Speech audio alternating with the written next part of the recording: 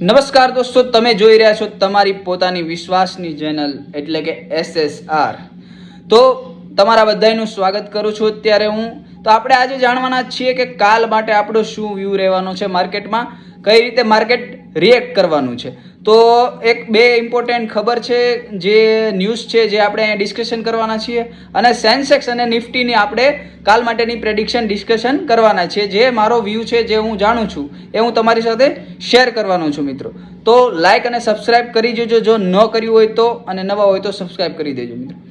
તો પહેલાં તો જે ન્યૂઝમાં ખાસ છે એ છે કે આજે US ફેડ ડેટા રાત્રે આજે એક બહુ જ ઇમ્પોર્ટન્ટ છે, જે કાલનું માર્કેટ આપણું હલબલાવી શકે એમ છે, જે ખૂબ અગત્યની ન્યૂઝ છે. બરાબર છે. જો ફેડનો ડેટા આપણે જોઈએ તો 3 દિવસતા પહેલાં પ્રોબેબિલિટી એટલી હતી કે 70%, પછી 62% આવ્યો, પછી અત્યારે પાછું આજના દિવસમાં 70% એવી વધવાની શક્યતાઓ થઈ શકે છે.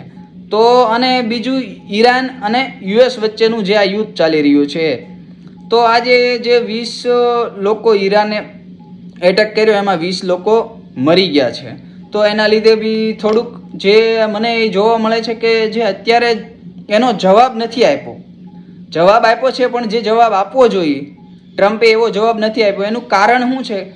કારણ છે આ ફેડ ડેટા, જેનો જે રેટ કટ છે, એ ફેડનો જે રેટ આવવાનો છે આજે સાંજે એ બરાબર છે, એમાં એ અત્યારે શાંતિદૂત બની ગયો છે. તો આપણે એમ ધારી શકીએ કે એ પોઝિટિવ આવે અને માર્કેટ બી આપણું પોઝિટિવ રહે, અને લગાતાર 3 દિવસથી આપણું માર્કેટ પોઝિટિવ આપણને જોવા મળે છે. બરાબર છે મિત્રો. તો નિફ્ટીમાં આપણી અપસાઇડ, હવે જો નિફ્ટીમાં આપણો વ્યૂ કેવો રહેવાનો છે, નિફ્ટી 24,300 થી નીચે પડી હતી. બરાબર છે.